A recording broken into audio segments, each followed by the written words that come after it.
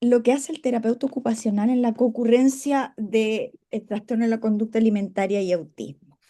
Y para eso los quiero invitar primero a hacer un ejercicio práctico. Me voy a saltar acá.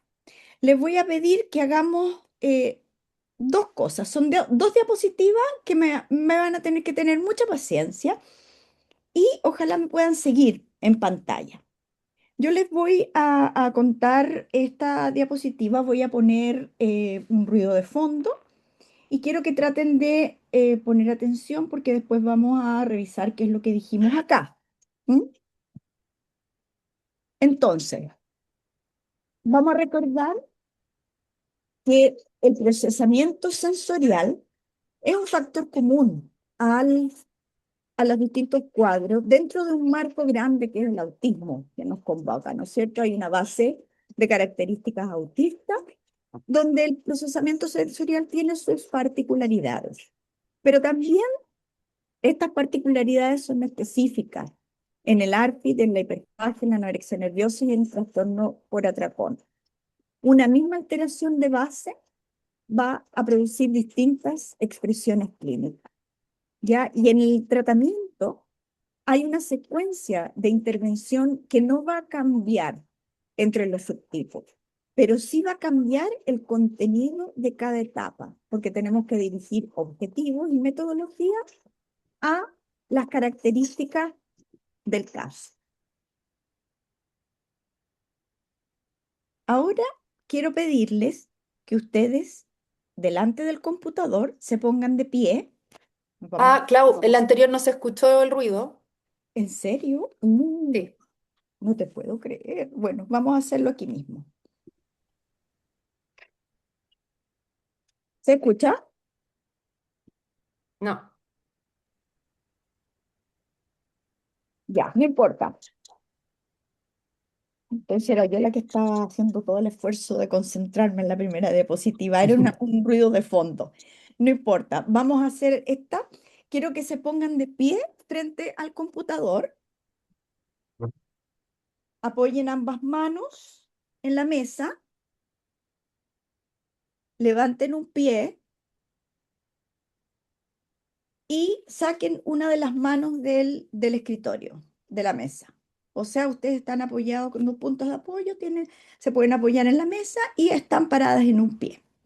Entonces, yo les voy a comentar que después de la evaluación de un paciente con autismo y trastorno de la conducta alimentaria, vamos a tener claridad entonces de un tipo de procesamiento sensorial particular, donde podemos encontrar, por ejemplo, un registro sensorial bajo, donde las señales de hambre y de saciedad o de malestar gástrico no son bien leídas, o bien puede haber una alta sensibilidad, una hiperreactividad con evitación sensorial, que va a redundar en una selectividad alimentaria marcada, por ejemplo, los ARFID. O bien una búsqueda sensorial, porque también hay un bajo registro, y se expresa en conductas orales intensas, búsqueda de sabores, de texturas muy marcadas. Vamos a tener un perfil claro. Pero además vamos a tener un perfil ocupacional. Vamos a conocer cuáles son las actividades de la vida diaria en las ocupaciones, especialmente en la alimentación, el nivel de independencia que se tiene en cada una de las actividades de la vida diaria, cómo la persona organiza el juego, el tiempo libre, qué es lo que elige, cuáles son sus intereses, cómo es la interacción social, en la participación social y cuáles son las actividades que realiza, las dificultades que tiene en el sueño y el descanso. También vamos a conocer los hábitos, las rutinas, los rituales, el nivel de organización, el nivel de estructura, el nivel de equilibrio. Y por otro lado, vamos a tener claro los contextos. Hay estigmatización, este niñito siempre ha sido estigmatizado, el niño mañoso que no quiere comer.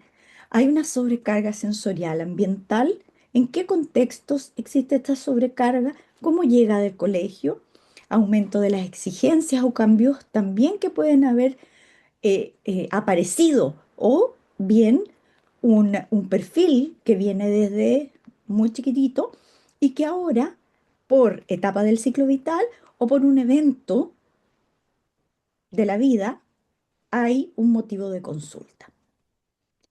Y yo les quiero preguntar, ¿toda esta información cambiaría de alguna manera su plan de intervención, la forma de ver al paciente? Podemos Sí. descansar,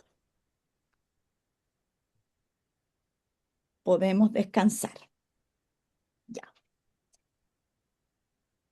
Y ahora quiero, bueno, en la primera diapositiva había un ruido de gente conversando de fondo, no sé por qué no se escuchó, pero quiero preguntarles cómo se sintieron al estar de pie, en un pie, manteniendo el equilibrio, tratando de concentrarse. ¿Pudieron escuchar? ¿Se pudieron concentrar? ¿Qué desafíos sintieron? Pueden escribirlo en el chat.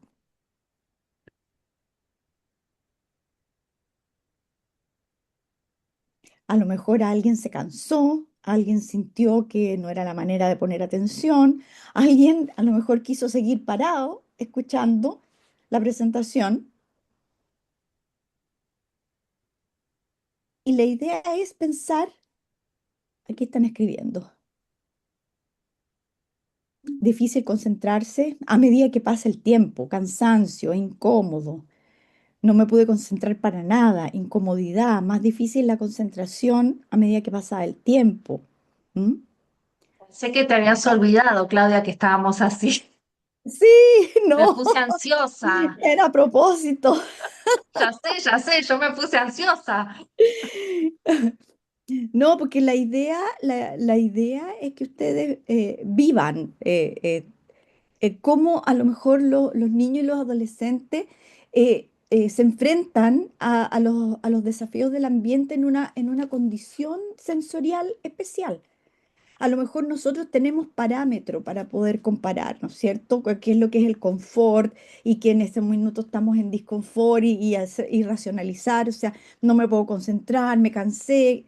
Pero ¿qué pasa cuando un niño ha tenido toda su vida, venido desarrollando el procesamiento sensorial de esa forma, no pudiendo responder adaptativamente a los desafíos ambientales? No tienen parámetro para poder comparar. ¿Ah? ¿Cómo entonces responde de manera eficiente a las tareas que impone el medio? ¿Mm? Ahora yo les quiero pasar ahora en el chat, les voy a subir al chat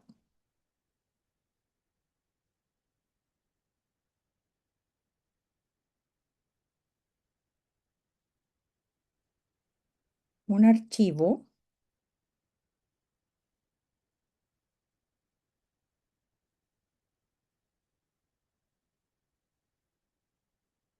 y lo voy a compartir también en pantalla.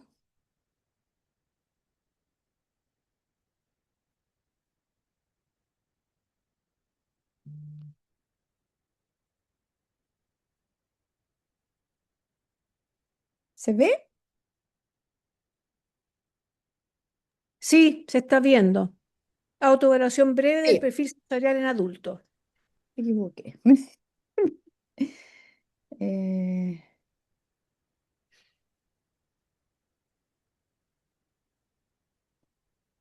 acá El está. mismo. Ya, este. Ya, esta es una autoevaluación que les voy a pedir que la hagan rapidito. Es una adaptación, de verdad es un instrumento que es el perfil sensorial del adulto de Winnie Dan, pero que es un instrumento que está estandarizado, que tiene puntos, tiene puntaje T y todo lo demás. Este, el que yo les paso acá es una adaptación solamente para fines de este experimento en la clase. No tiene ningún valor diagnóstico, lo único que sirve es de orientación. ¿Cómo se hace? Ustedes van a las ítems y van a responder en cada ítems la alternativa que ustedes vivencian respecto de esa situación, en donde uno es casi nunca y donde 5 es siempre. La van a responder y luego más abajo tenemos la hoja de puntuación. De la pregunta 1 a la 6 hay que sumar y colocar acá el resultado. De la pregunta a la 7 a la 12 colocamos el resultado en la columna de suma, de la 13 a la 18 y así de la 19 a la 24. Les voy a dar unos 5 minutos para responderla y vamos después a la interpretación. Perdón, pero no está en el chat, ¿o sí? No sé si estoy equivocada. Ay, no la encontraba yo tampoco, Está justo en la la busqué. No, no. pantalla, Chat pero no en todavía. el... Sí, no compartida. A ver, vamos a pasarla en el chat.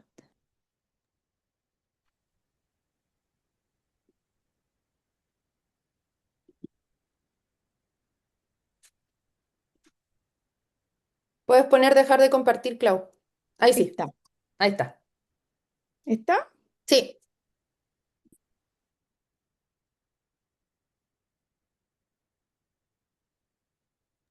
sí está y se descarga. Ya, súper. Igual quiero dejarla acá.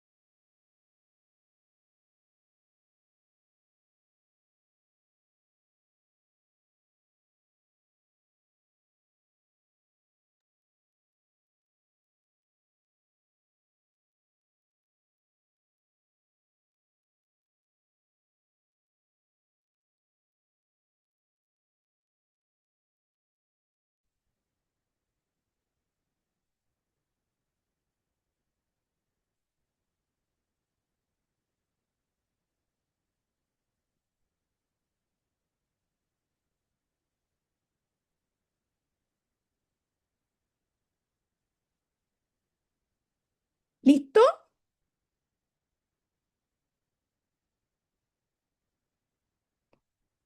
No, todavía no. Ya, 2 minutitos.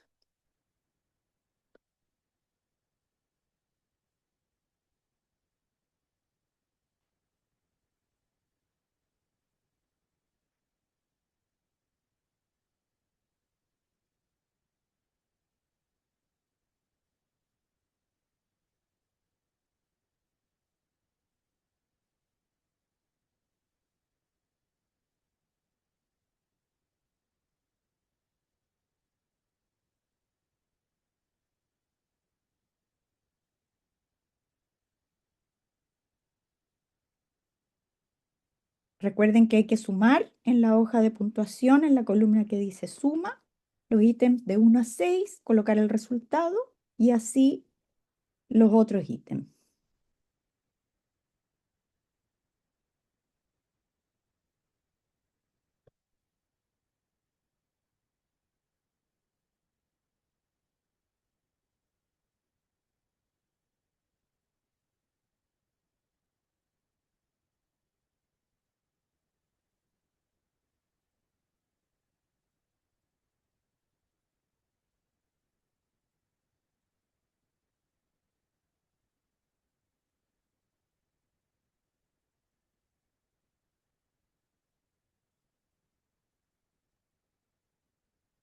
Cuando hayan terminado, en la misma hoja de puntuación, en la columna que dice categoría, pueden marcar menos, similar o más.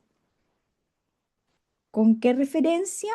Con la referencia de la tabla de interpretación.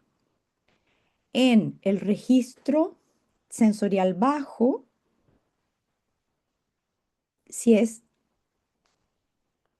de 6 a 12, 13 a 21, 22 a 30, ¿qué rango tiene la suma de sus puntajes? ¿Es menos, es similar o es más? En la búsqueda sensorial, en la sensibilidad sensorial y en la habitación sensorial.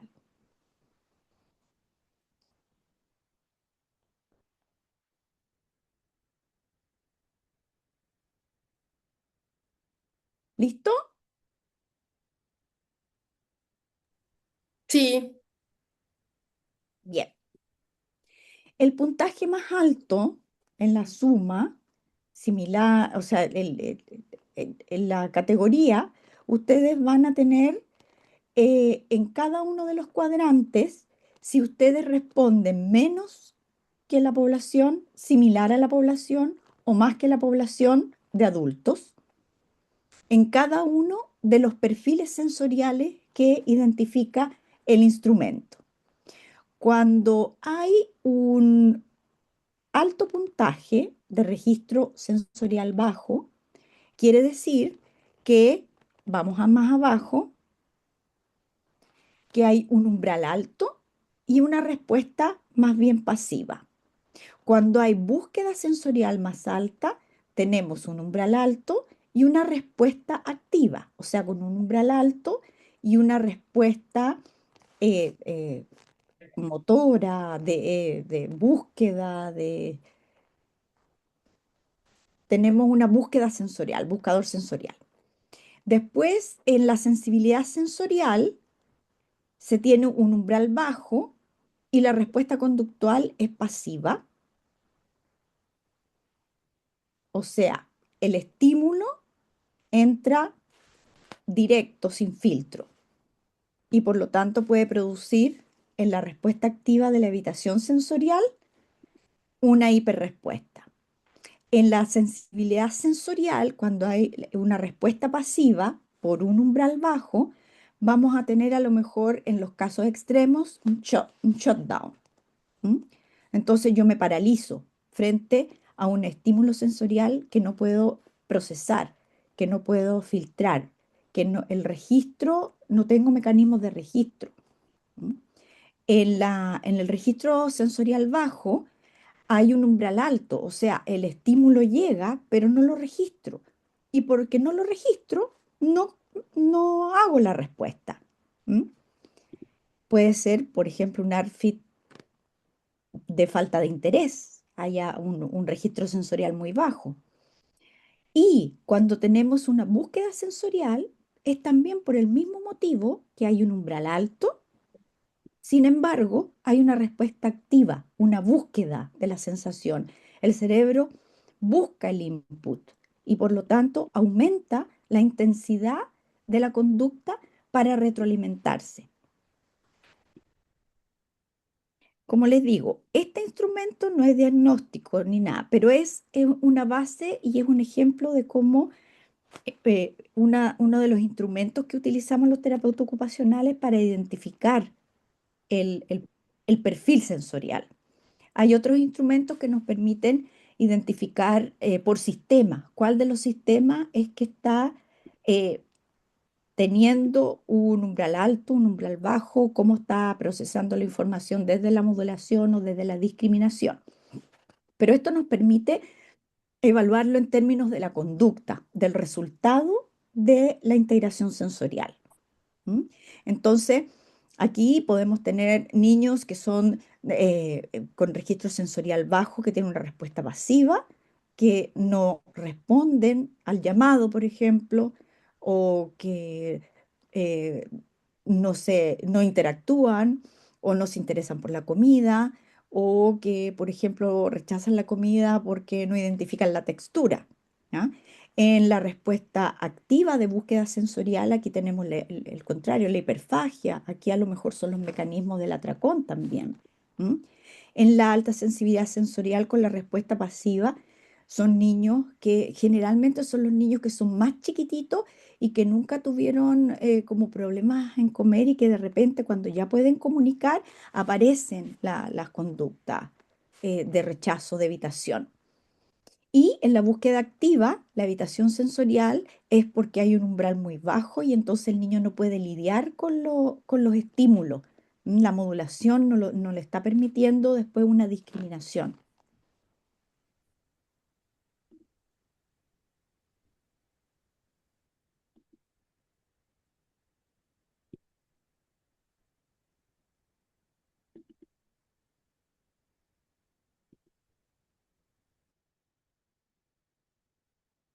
Entonces, ¿qué les pareció? Hice todo el esfuerzo para poder hacerlo en pantalla. Porque la verdad es que presencial tenía planificada otra cosa mucho más entretenida, pero esto es lo que se me ocurrió para que ustedes puedan de alguna manera ponerse en el lugar de cómo es la vivencia de un procesamiento sensorial alterado y también desde la propia mirada de cómo estamos, cómo procesamos naturalmente los estímulos, podemos a lo mejor facilitarnos el entender cómo los niños y los adolescentes que nosotros vemos están viviendo la oferta sensorial del medio. ¿Mm? Partimos la intervención en terapia ocupacional en esta concurrencia siempre con el confort sensorial y la regulación del arousal. En terapia ocupacional, en estos casos, no tenemos otra manera de partir. No podemos empezar una intervención si no tenemos un pequeño confort sensorial y una alerta que nos permita introducir algún tipo de actividad terapéutica. ¿Y por qué empezar por la regulación?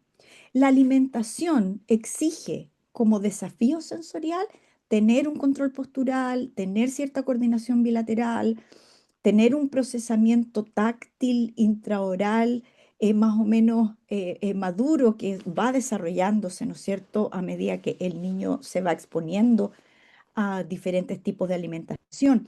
Y también requiere una planificación motora que permite una secuencia en las actividades. ¿M? Cuando los sistemas basales, que es el propioceptivo, el táctil y el vestibular, no están organizados, la conducta alimentaria se ve comprometida. Como consecuencia del funcionamiento sensorio-motor, no como un problema de conducta del niño.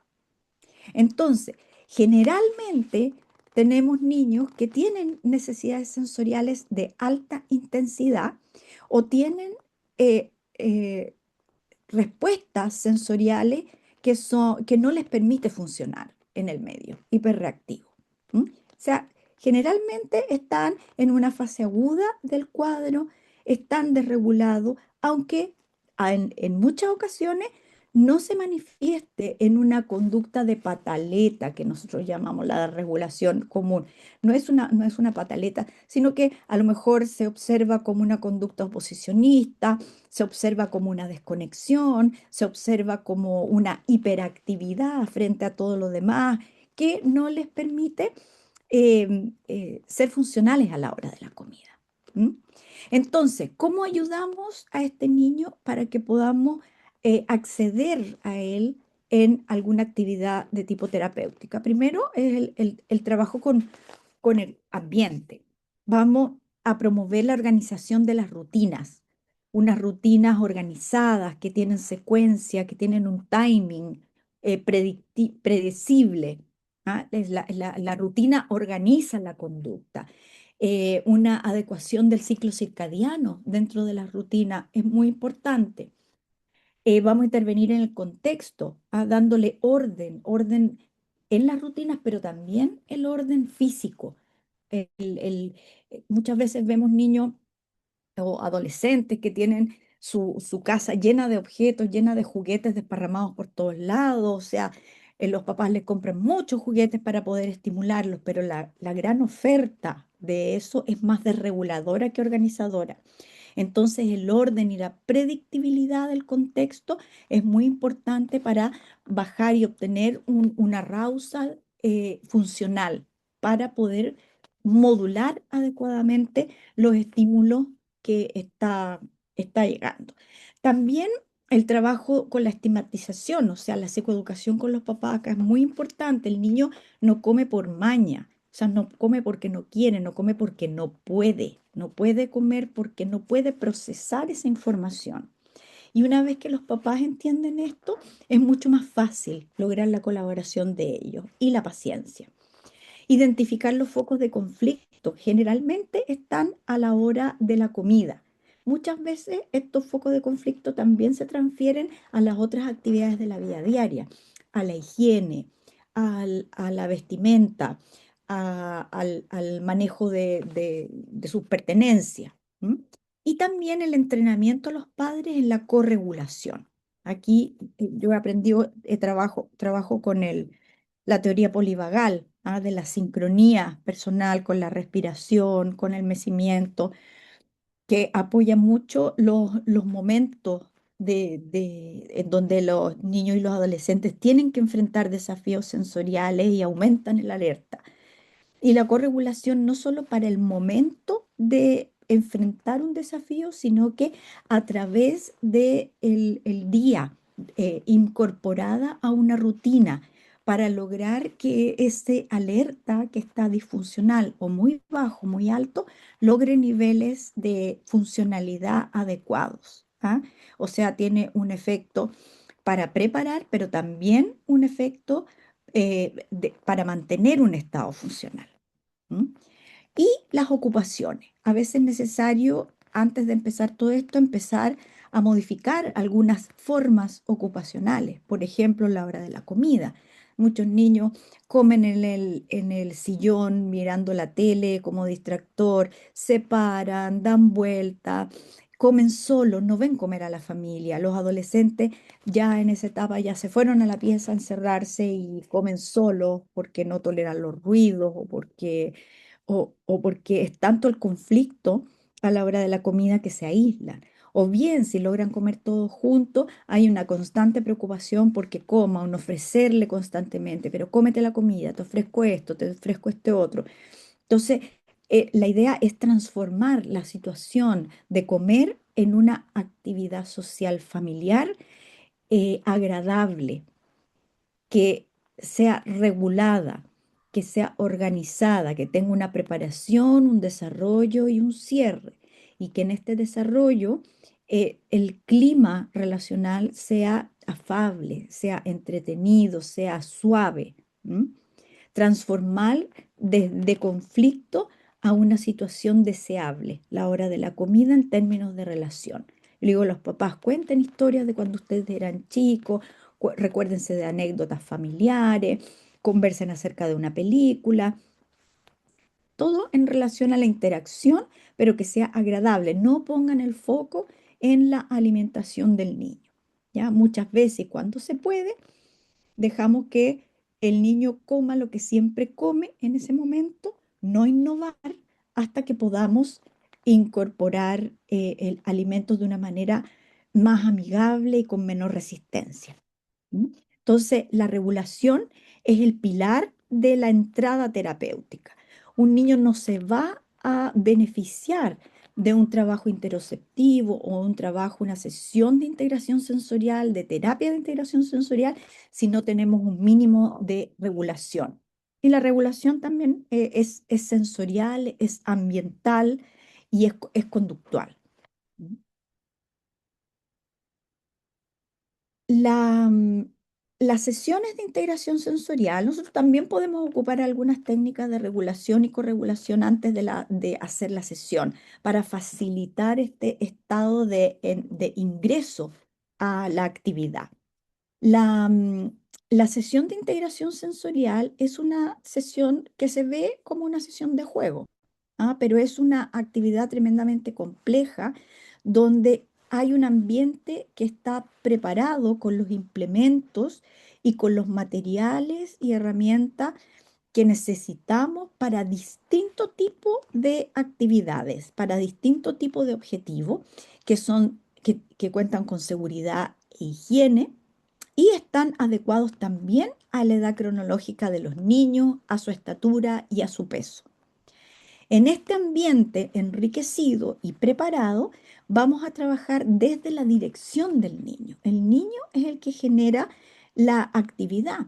que puede ser desde una actividad exploratoria muy básica, repetitiva, hasta a una actividad donde empieza a subirse a los columpios, a botar las cosas.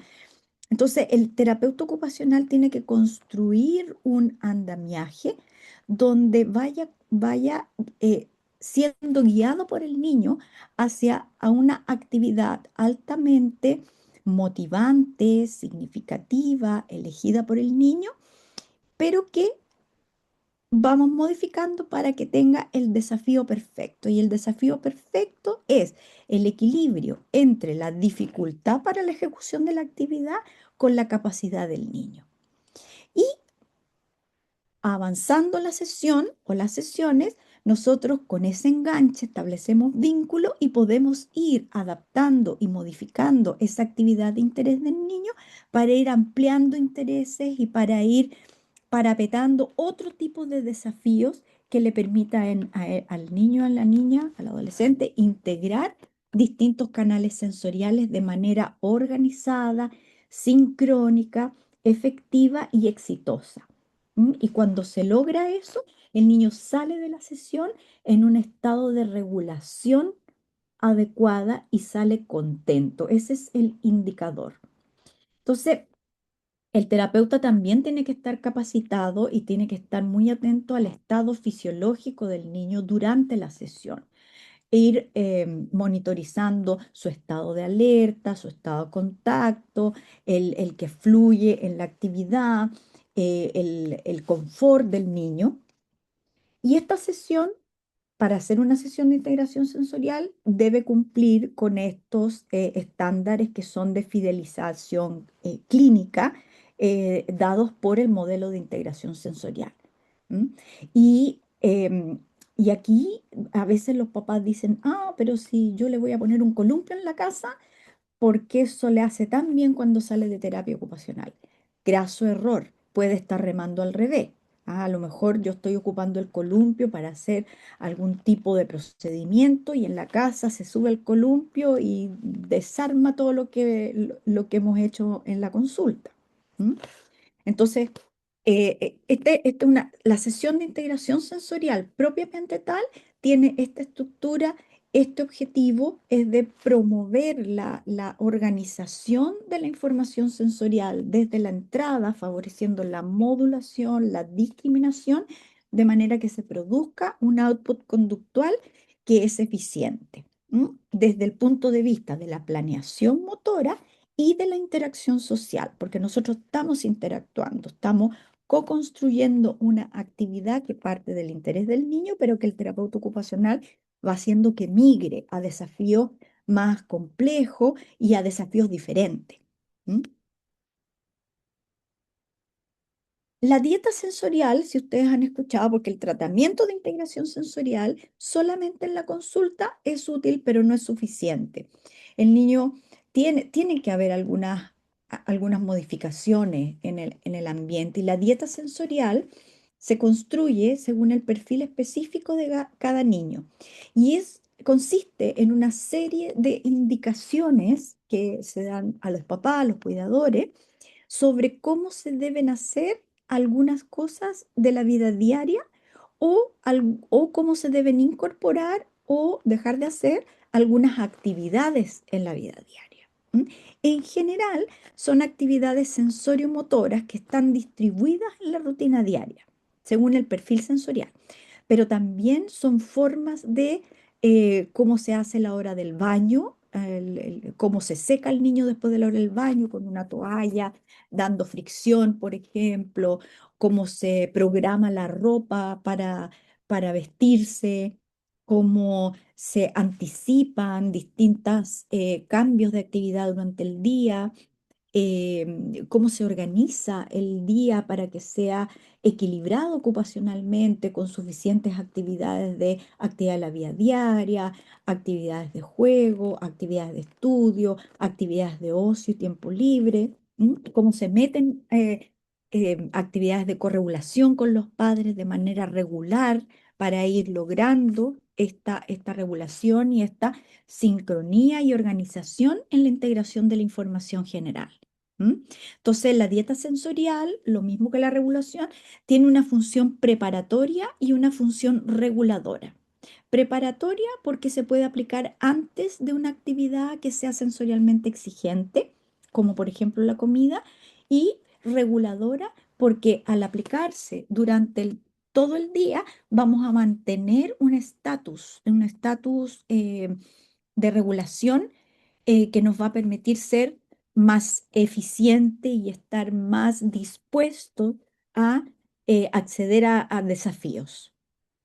La dieta sensorial es un trabajo que se tiene que hacer con los papás, no es un papel que nosotros lo podamos entregar. Hay que explicar por qué, cuál es el sentido, cómo se aplica, hacer una sesión de seguimiento para ver qué cosas resultaron, qué cosas no resultaron y hacer las modificaciones. Es un trabajo, ¿m? Que hay que hacer con ellos. Otra de las estrategias, porque vimos la regulación, ¿no es cierto? La sesión de integración sensorial junto con la dieta sensorial. Y aquí tenemos otra estrategia que es la ergoterapia. Aquí me van a mirar raro las colegas jóvenes. La ergoterapia es uno de los primeros nombres que tuvo la terapia ocupacional y que parte de los pioneros de la carrera que observaron que a través en pacientes psiquiátricos crónicos, observaron que a través de hacer cosas cotidianas se mejoraba la conducta. Hacer huerto, hacer talleres de literarios, de poesía, hacer cocina, disminuía la agresividad, mejoraba la organización, hablaban más, se contactaban. Entonces, de ahí se empieza a estudiar y a aplicar el hacer con las manos para lograr una retroalimentación y esa, al parecer, organiza la conducta. Eso ahora se ha profundizado. Y la ergoterapia se basa en el modelo neurosecuencial de Perry, que nos dice que el cerebro se organiza desde el tronco a la corteza, pues, obvio, desde la llegada hasta la discriminación y luego la acción motora.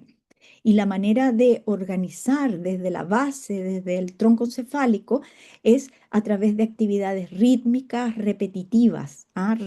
Esas permiten regular la entrada de la información de una manera modulada, antes de llegar a los niveles donde se transforma en cognitivo, antes de razonar.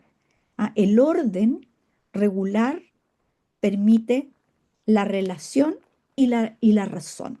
Entonces nosotros metemos una actividad que tiene ritmo, secuencia, favorecemos la modulación. Una vez que se favorezca la modulación, se puede discriminar mejor la información sensorial y por lo tanto tener un output más eficiente. Y este mismo output va también influir en el input, en el registro. Es una retroalimentación.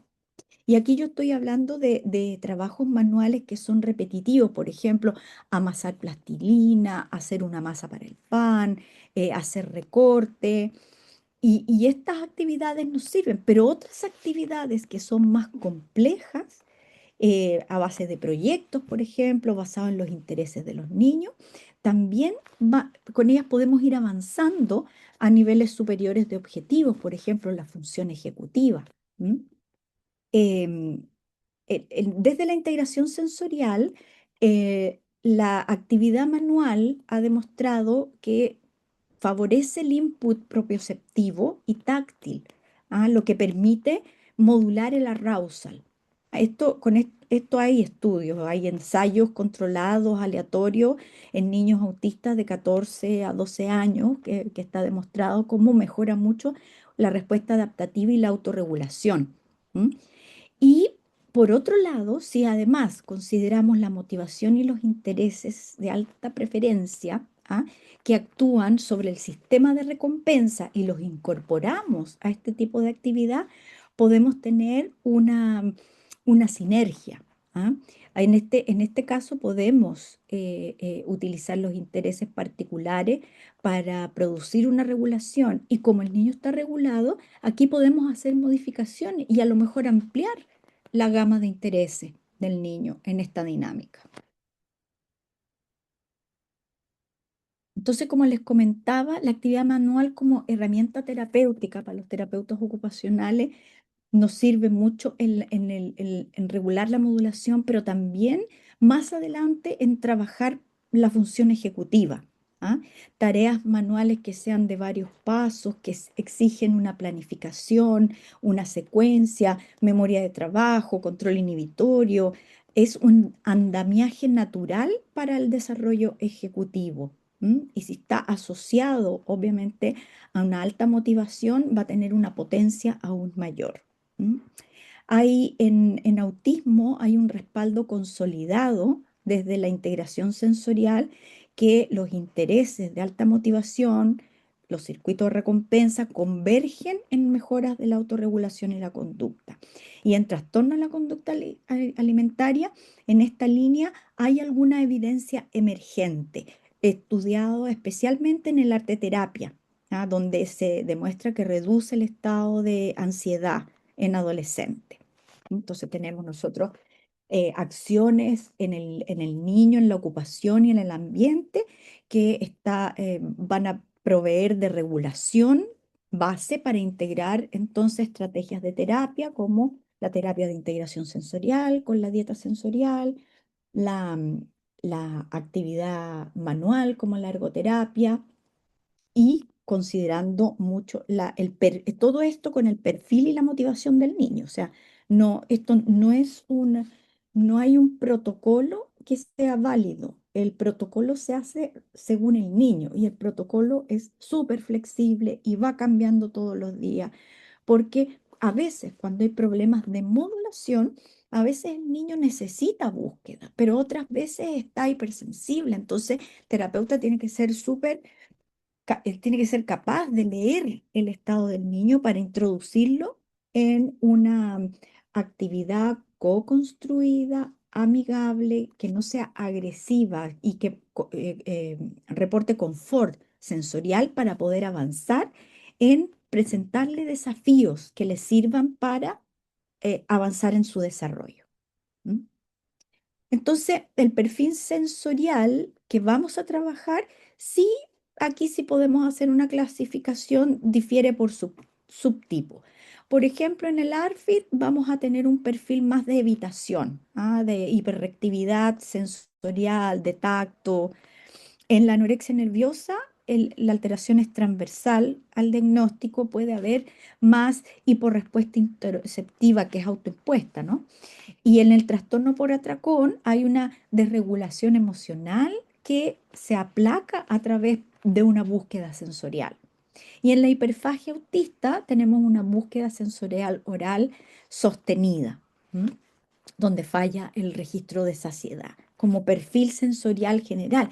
Esto no quiere decir que un chico con anorexia nerviosa vaya a tener conductas evitativas o conductas de búsqueda también.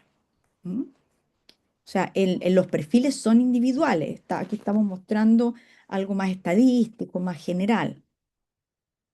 El trabajo interoceptivo, esta es otra fuente de intervención.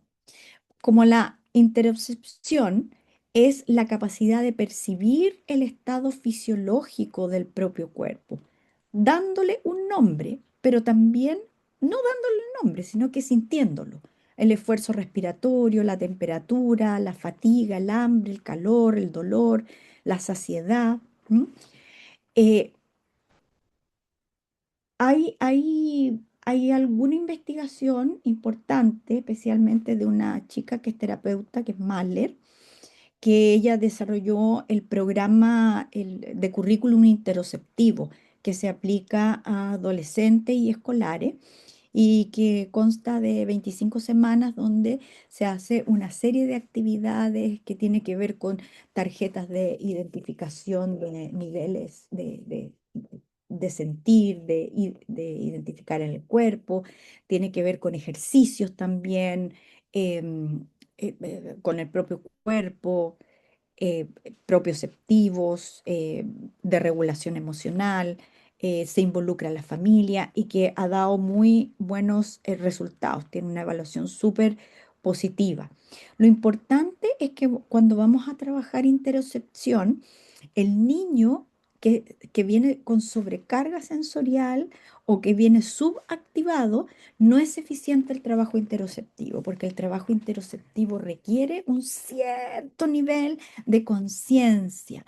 Por lo tanto, es una actividad o es una línea que tenemos que hacer después de un tiempo que el niño logre una relativa regulación de su alerta que le permita acceder a otro tipo de desafío.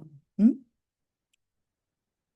Y algunas técnicas de trabajo corporal que utilizamos para el trabajo interoceptivo, por ejemplo, escalas visuales tipo termómetro para registrar hambre, saciedad, ansiedad o cansancio. Entonces se le da un termómetro y una pauta de registro donde en determinados momentos del día hay que registrar cómo me siento en esto y no hay que describirlo, sino que hay que indicar el nivel del termómetro, rojo, amarillo, verde. Se identifica por color, por ejemplo, o por número también. Dependiendo también la edad, podemos adaptar el tipo de instrumento. Los chequeos corporales también, antes y después de comer. Entonces puedo tomar el termómetro antes de comer y dime en qué nivel está, rojo, amarillo, verde, y después de comer, cómo está. ¿Mm?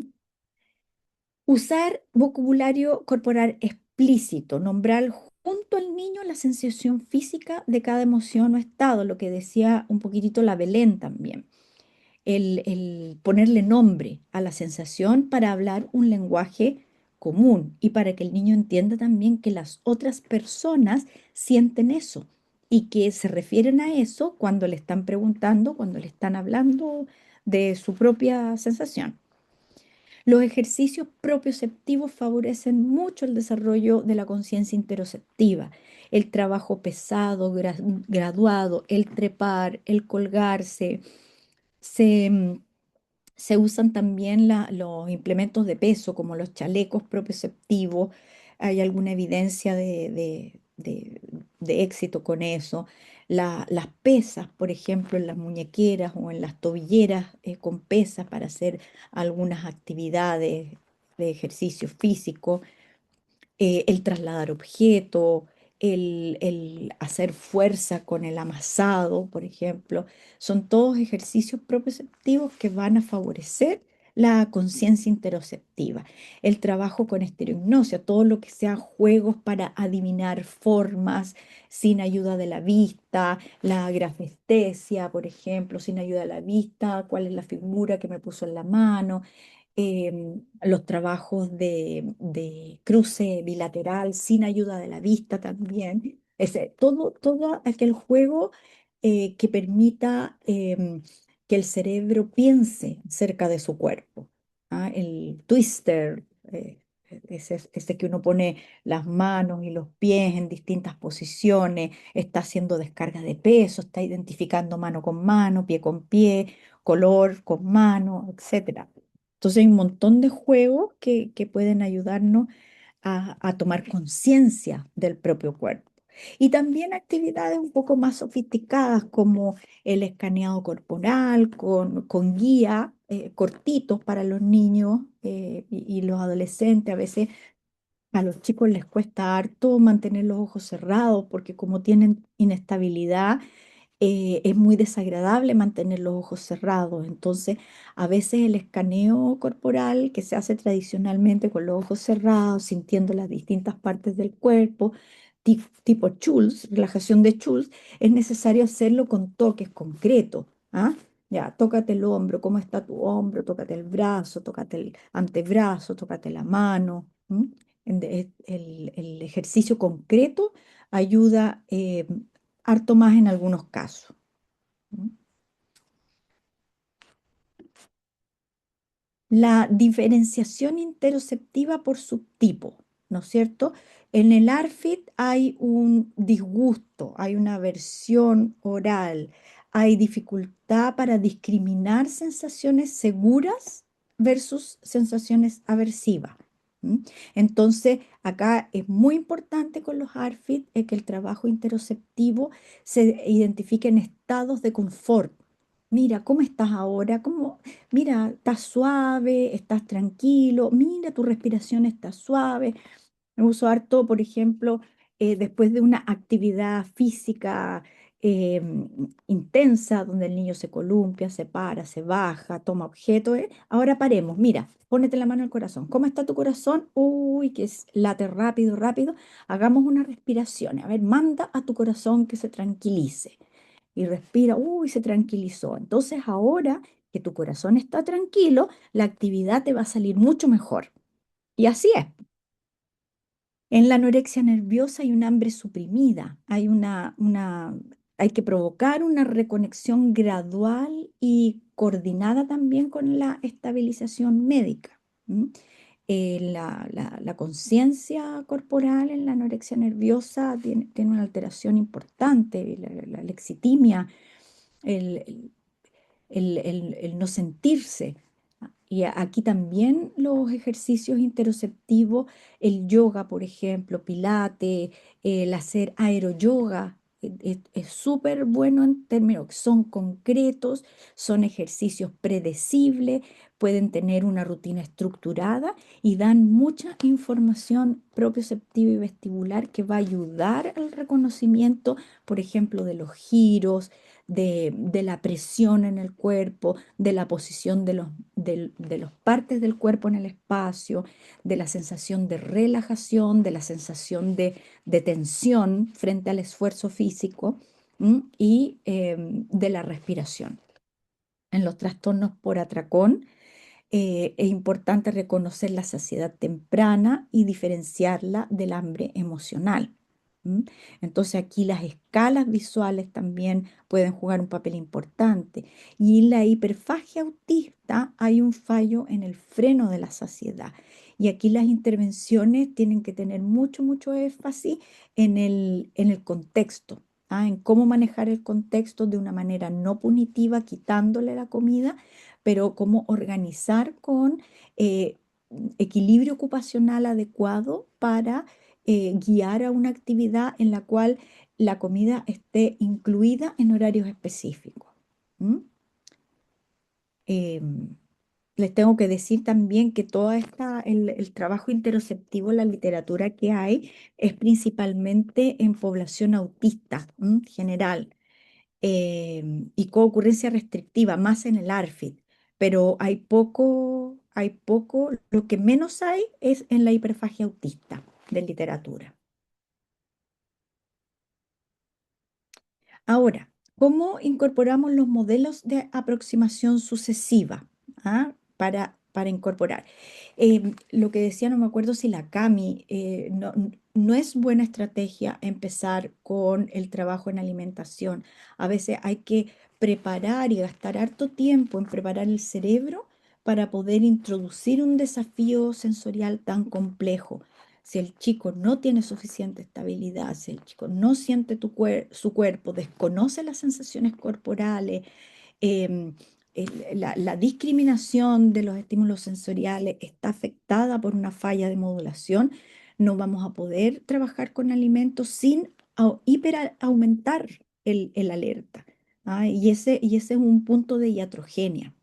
También los modelos conductuales de aproximación sucesiva contra premio, o sea, cómete esto y te doy una estrellita, y vas juntando las estrellitas, está descrito que son iatrogénicos, porque finalmente pueden lograr algún tipo de ingesta, pero esta ingesta no es sostenida en el tiempo y aumenta los niveles de desregulación en los niños.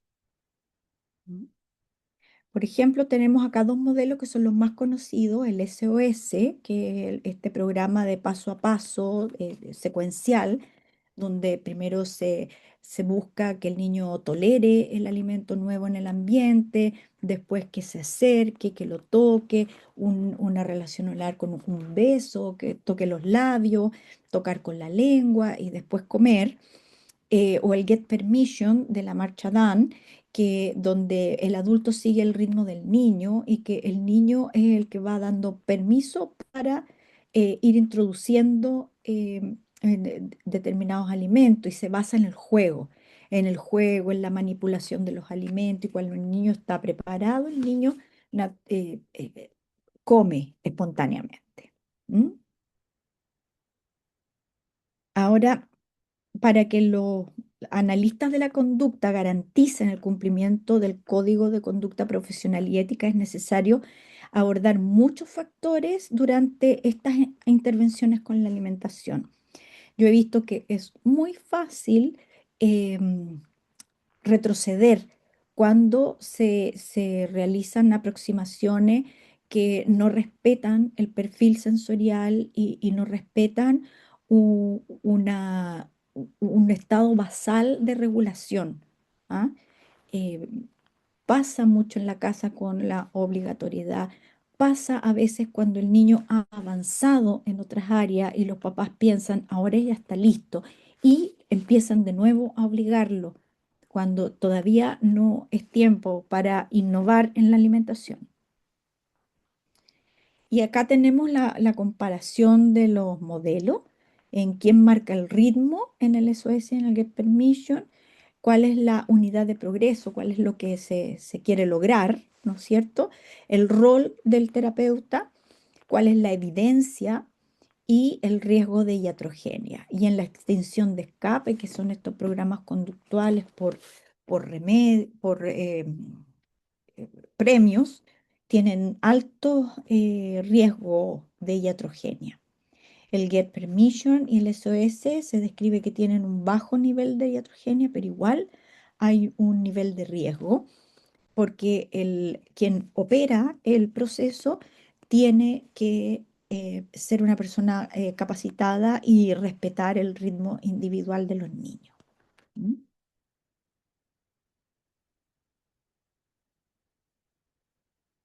Diferenciación por subtipos de los planes de alimentación progresivo.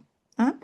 Si el niño ARFID tiene evitación sensorial, el objetivo es que amplíe el repertorio. En los niños ARFID, el objetivo no es que coma de todo, sino que amplíe a los 4 grupos alimentarios algunas cosas de cada uno de los 4 grupos alimentarios. En la anorexia nerviosa, el objetivo es reducir la evitación, no eliminarla, reducirla. En el trastorno por atracón es darle una estructura que tenga un ritmo, una estructura, eh, el- el- el- la secuencia alimentaria durante el día. Y la hiperfagia autista, donde hay una falla de la saciedad, la estructura ambiental es el objetivo lograr una estructura ambiental que contenga esa falla de saciedad. ¿Mm? Entonces, como veíamos al principio, las etapas de la intervención son las mismas. La regulación, la terapia con integración sensorial, con ergoterapia, la dieta sensorial, la interocepción. Y la etapa 3 es el trabajo propiamente tal con los alimentos. Lo que cambia es de qué manera voy a trabajar cada una de esas etapas respondiendo al perfil sensorial y a las características y a las prioridades de cada uno de los casos. ¿Mm?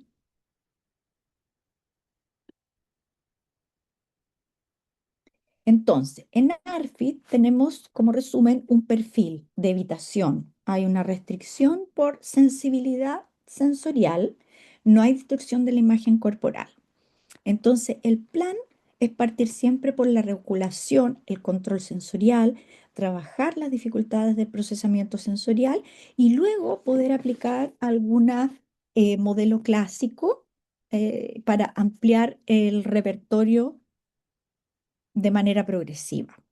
Y la secuencia son la etapa 1, la etapa 1 donde se logra regulación sensorial en tacto, postura, propiocepción.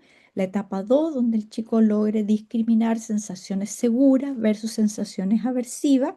Y la etapa 3 que avance por pasos en alguno de los dos modelos que sea más pertinente para su perfil en el repertorio alimentario.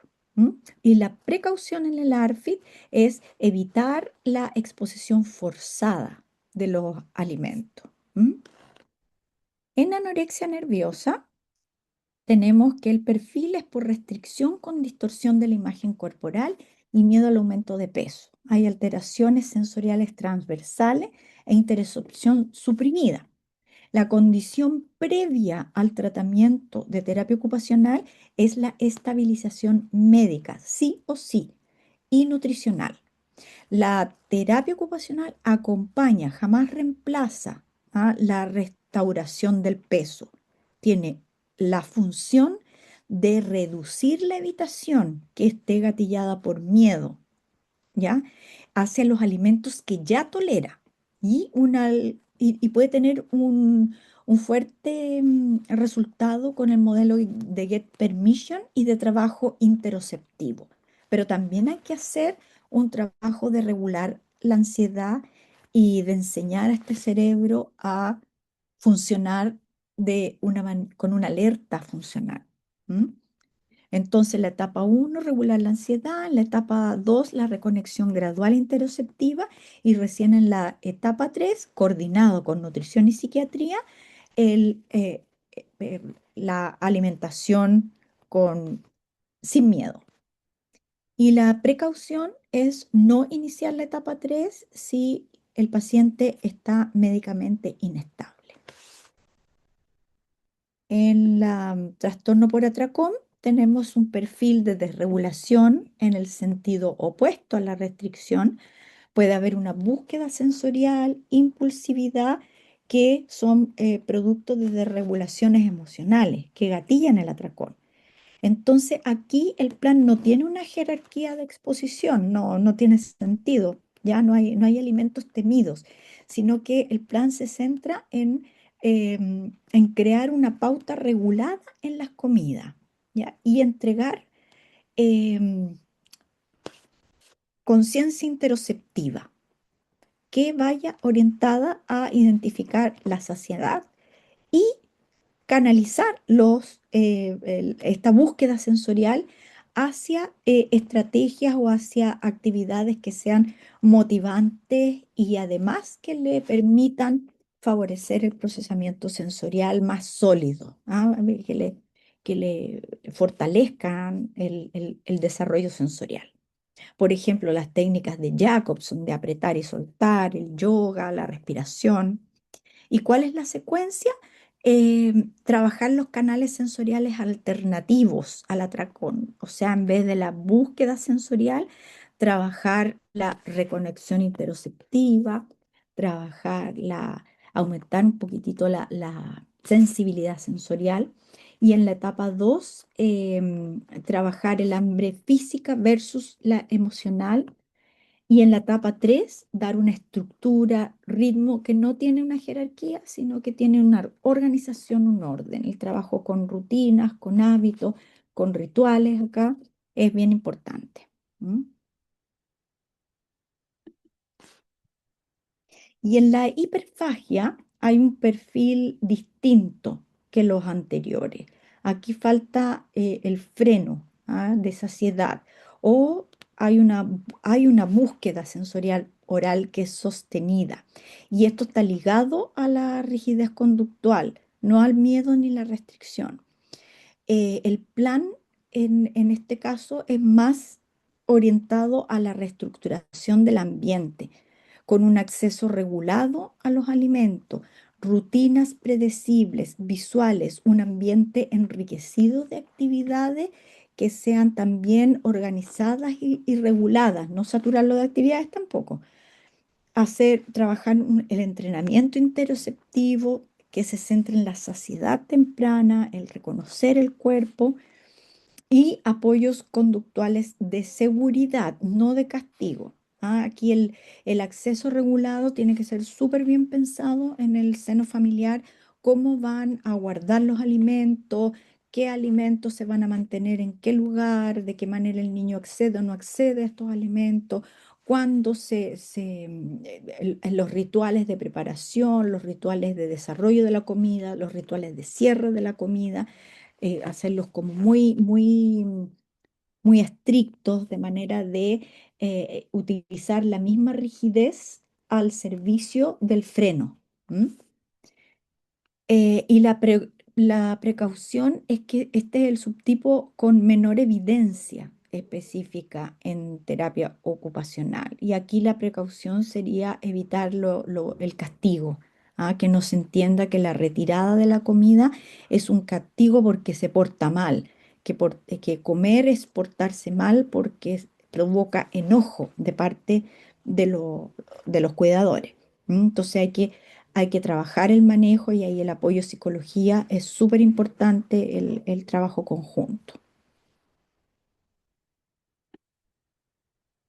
Y acá tenemos una síntesis de lo que les comenté según el cuadro y, por ejemplo, el perfil dominante, el estado interoceptivo, el objetivo de la etapa final, ¿ah? Que la etapa final es cuando verdaderamente nos enfrentamos a la ocupación de comer, el modelo que más eh, aplicable funciona y la precaución principal. ¿Ah? En los modelos aplicables, aquí nosotros vemos que el modelo de integración sensorial nos ayuda muchísimo a, a lograr un desarrollo básico necesario para el funcionamiento. ¿Ah? Y luego estos otros modelos que son de aproximación sucesiva, que tienen ciertas características, lo importante es aplicarlos según el perfil de cada niño, las características, los objetivos específicos. Ellos tienen protocolos, pero aquí la idea es que nosotros seamos flexibles de poder saber en qué momento entrar con cada cosa, cuánto tiempo mantener cada etapa de esos modelos. A veces tenemos que estar mucho tiempo en una etapa en medio de otra, pero no podemos avanzar si no hay un cerebro que vaya a tolerar el desafío. ¿M? Y los objetivos son diferentes según el cuadro. También en el ARFID vamos a ampliar el repertorio, en la anorexia nerviosa vamos a reducir la evitación por miedo, en el trastorno por atracón estructurar el ritmo y la saciedad, y en la hiperfagia autista el objetivo es estructurar el ambiente, las rutinas. ¿Mm? ¿Cuándo vamos a hacer terapia grupal? ¿Cuándo pasamos de lo individual a grupal? En esta concurrencia siempre hay que empezar por lo individual. ¿Por qué? Porque hay estadios básicos de funcionamiento necesarios para una terapia de grupo y por otro lado, la terapia de grupo en esta concurrencia es muy, muy beneficiosa, pero tiene ciertas precauciones importantes, ¿ya? Pasamos desde lo individual, eh, donde se trabajó la integración sensorial, dieron dietas sensoriales, se trabajó ergoterapia, para descubrir que explorar no es peligroso. ¿Ah? En la terapia individual logramos un funcionamiento mínimo de tolerancia confortable y eso es el mínimo para poder pasar a un grupo de tipo paralelo. En el grupo paralelo es donde los niños, los adolescentes comparten espacio. Acordémonos que estamos trabajando con chicos que tienen una base de autismo, una base autista. Entonces, también hay esas características tenemos que considerarlas, que si bien el grupo es muy beneficioso para desarrollar habilidades sociales, para tener sentido de pertenencia, también hay un trastorno de la conducta alimentaria que tenemos que cuidar. ¿M? Entonces, en este grupo paralelo compartimos espacio, compartimos los materiales, cada uno puede hacer su proyecto. ¿M? Y los chicos descubren que las cosas pueden cambiar, pueden ser mejor y ellos pueden innovar y que tienen éxito. Ah, se trabaja el sentido de eficacia. Y en este sentido, aquí, por ejemplo, hubo una pregunta sobre el pasaporte de comunicación, el dar estrategias de cómo me puedo comunicar con otros a través de apoyos visuales, apoyo escrito, y este es un lugar para poder practicarlo, ensayarlo. Y una vez que tenemos ya un sentido de autoeficacia que está un poquito más consolidado, pasamos entonces a un grupo cooperativo donde la interacción es más el foco, donde se desarrollan habilidades mediante proyectos, donde podemos trabajar que ellos negocien, que debatan, que resuelvan problemas, que planifiquen de manera conjunta. ¿M?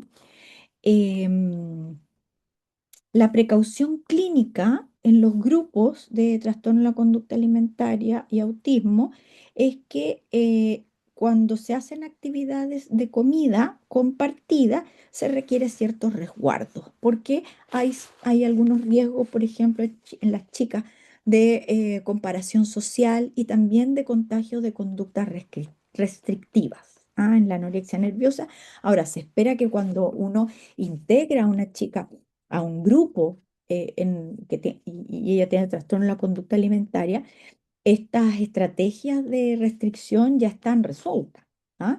Pero igual la vigilancia tiene que estar presente. ¿M?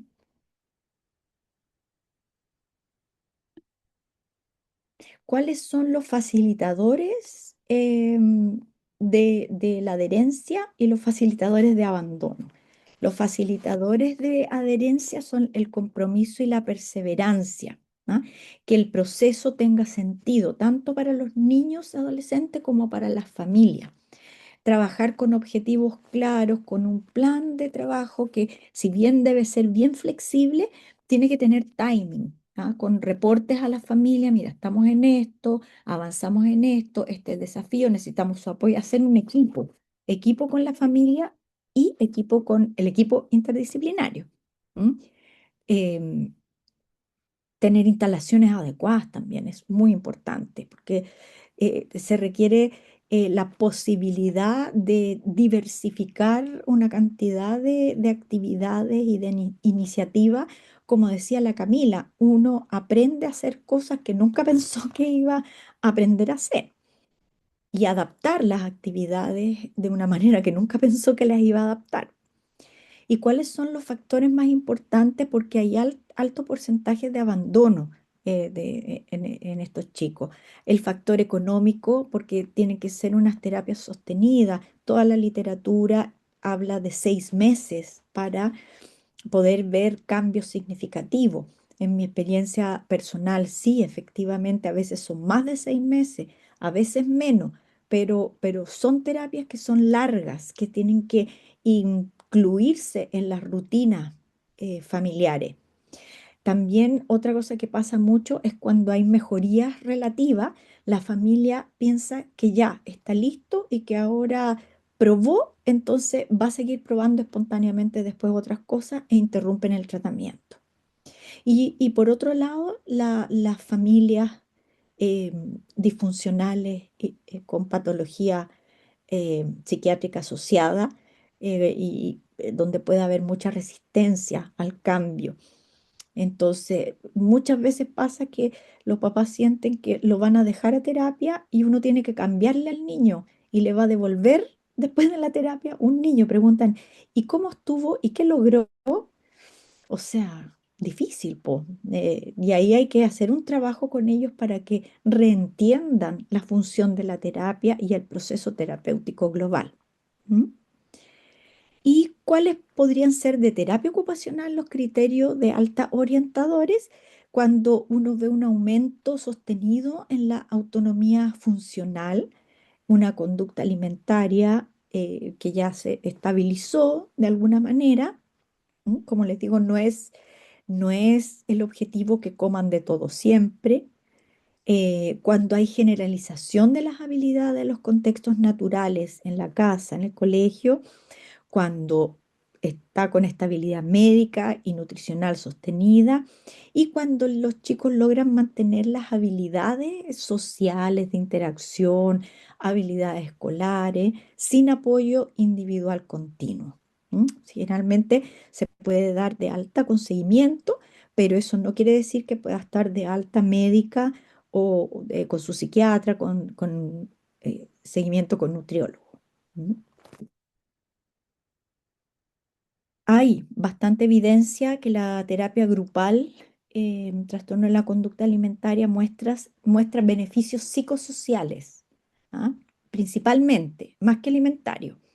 Pero una cosa lleva a la otra también. O sea, si hay mejora psicosocial, va a haber más regulación, va a haber más disposición y va a haber más, a lo mejor más em, posibilidad de que pruebe, que incorpore otros alimentos, que disminuya la evitación. Y por último, para terminar, hablar un poquitito de las prácticas iatrogénicas y la vigilancia clínica. ¿M? Actualmente, los autores hablan de que es difícil tener certeza, ¿ah? Si los daños causados por el tratamiento son más, menos o tan comunes como los beneficios. O sea, ¿qué, qué es más importante? Que se nutra, que coma o que se sienta maltratado. ¿Ah? Es muy difícil de cuantificarlo. Ahora, las prácticas de riesgo transversales que se describen y que yo he visto también y que muchas veces me acuerdo que decía la Cami o que decía la Belén, que las familias están aburridos de pulular por tantos profesionales sin una respuesta, sin un resultado y cada vez van aumentando más la resistencia a las terapias. Una de ellas es la exposición forzada a la comida, cuando el niño no está preparado, cuando la familia no está capacitada para entender cómo se hace. Las dietas sensoriales estandarizadas, que se bajan de Google, las familias a veces dicen, ay, aquí hay una dieta sensorial, mi hijo tiene un problema de integración sensorial, y empiezan a aplicar una dieta y resulta que le aumentan el alerta y el niño empieza con más conductas de búsqueda, por ejemplo. Reinterpretar mal el malestar sensorial genuino y atribuirlo a una conducta oposicionista, ¿no? Y también los grupos en lo que la comida es la tarea sin resguardo, ¿no? Que resguardar. Me acuerdo de una experiencia en un grupo de adolescentes mayores de trastorno de la conducta alimentaria, que se hizo una convivencia y de repente se desapareció un adolescente y estaba vomitando en el baño. Entonces, hay que tener cuidado con cómo se seleccionan, en los momentos que se hace determinada actividad y vigilar la vigilancia de la interacción sin que se entienda que es una intromisión a los vínculos que se establecen en los grupos. ¿Mm? Y aquí están los riesgos específicos por subtipo. En el ARFID, exposición forzada.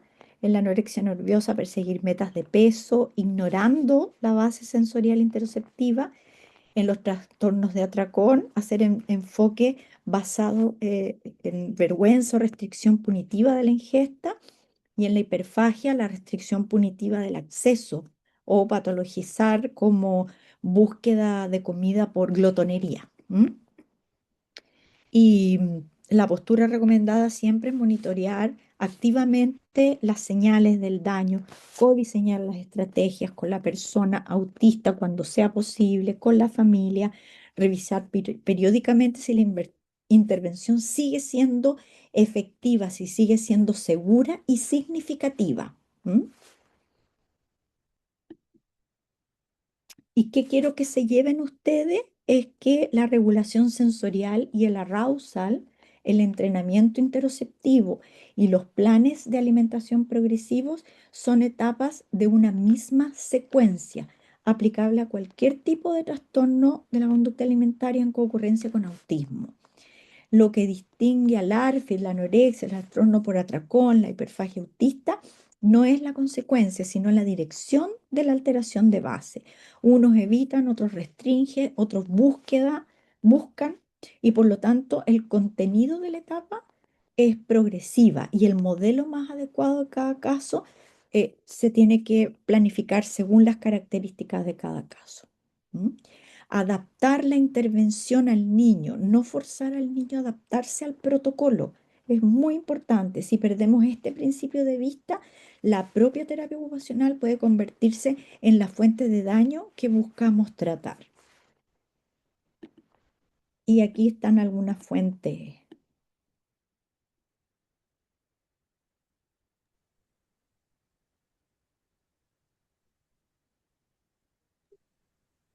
Muchas gracias. Ahí está. Muchas gracias, Clau. Muchas gracias. Gracias, súper, súper, Lamento que súper. no me haya resultado tan bien el ejercicio vivencial.